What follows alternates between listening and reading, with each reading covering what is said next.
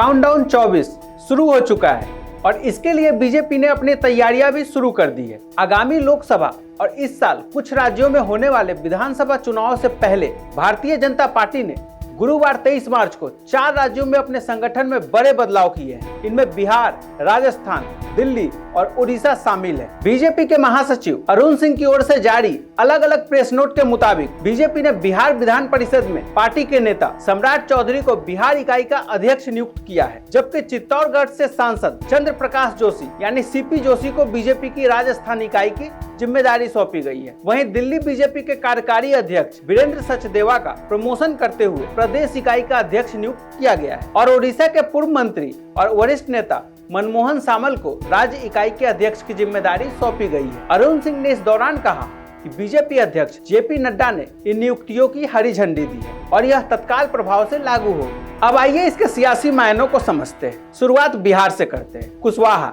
यानी अन्य पिछड़ा वर्ग मतलब ओबीसी समाज। तो ओबीसी समाज से आने वाले सम्राट चौधरी बिहार के दिग्गज नेता रहे शकुनी चौधरी के पुत्र हैं। शकुनी चौधरी 7 बार विधायक रहे हैं। सम्राट चौधरी अब बिहार बीजेपी अध्यक्ष के रूप में संजय जायसवाल की जगह लेंगे। इस दौरान जायसवाल ने नवनियुक्त प्रदेश अध्यक्ष को बधाई दी और विश्वास व्यक्त किया कि उनके नेतृत्व में निश्चित ही संगठन नई बुलंदियों को प्राप्त करेगा। सम्राट चौधरी बिहार बीजेपी के उपाध्यक्ष भी रह चुके हैं। वहीं 1999 में वह कृषि मंत्री और 2014 में शहरी विकास और आवास विभाग के मंत्री की जिम्मेदारी भी संभाल चुके हैं। चौधरी अभी 54 वर्ष के हैं और 2018 में बीजेपी में शामिल होने के बाद उनके कद में लगातार इजाफा हुआ है। कभी बिहार के पूर्व मुख्यमंत्री लालू प्रसाद यादव के करीबी रहे सम्राट चौधरी ने वर्ष 2014 में राष्ट्रीय जनता दल आरजेडी छोड़कर जनता दल यूनाइटेड यानी जदयू का दामन थाम लिया था। अब चलते हैं राजस्थान। यहाँ ब्राह्मण समाज से ताल्लुक रखने वाले सीपी जोशी ने 2019 के लोकसभा चुनाव में भारी मतों से जीत दर्ज करके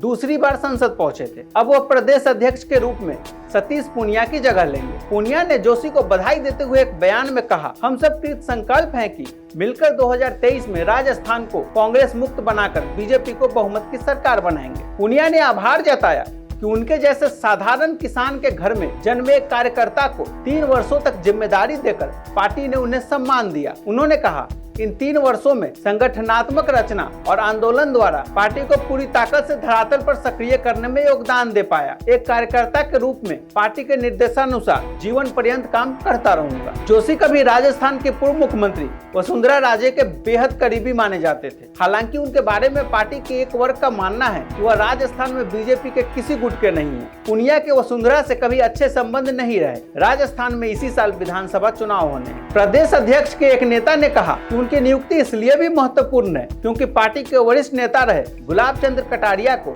राज्यपाल नियुक्त कर दिया गया है। लिहाजा उदयपुर के भाग में उनकी कमी को पूरा करने के लिए बीजेपी को एक मजबूत नेता की जरूरत है ताकि आगामी चुनावों में पार्टी को इन क्षेत्रों में कोई नुकसान ना हो। अब बात राजधानी दिल्ली की। यहाँ वीरेंद्र सचदेवा को पिछले साल दिसंबर में दिल्ली बीजेपी का कार्यकारी अध्यक्ष बनाया गया था। उन्होंने आदेश गुप्ता की जगह ली थी। कार्यकारी अध्यक्ष का पद संभालने के बाद सचदेवा दिल्ली में बेहद सक्रिय रहे और उन्होंने केजरीवाल सरकार को घेरने में कोई कसर नहीं छोड़ी है। बीजेपी नेताओं के मुताबिक पंजाबी समुदाय से आने वाले सचदेवा को उनके काम का इनाम मिला है। और आखिर में बात ओडिशा की। यहाँ मनमोहन सामल ओडिशा प्रदेश अध्यक्ष के रूप में समीर मोहंती का स्थान लेंगे। प्रदेश अध्यक्ष के रूप में मोहंती का 3 साल का कार्यकाल इसी साल जनवरी में समाप्त हुआ था। सामल पूर्व में भी प्रदेश अध्यक्ष की जिम्मेदारी संभाल चुके हैं। वह प्रदेश सरकार में राजस्व मंत्री और राज्यसभा के सदस्य भी रह चुके हैं। न्यूज मीडिया 24x7 के इस वीडियो में इतना ही। बीजेपी के इस फैसले पर आप क्या सोचते हैं,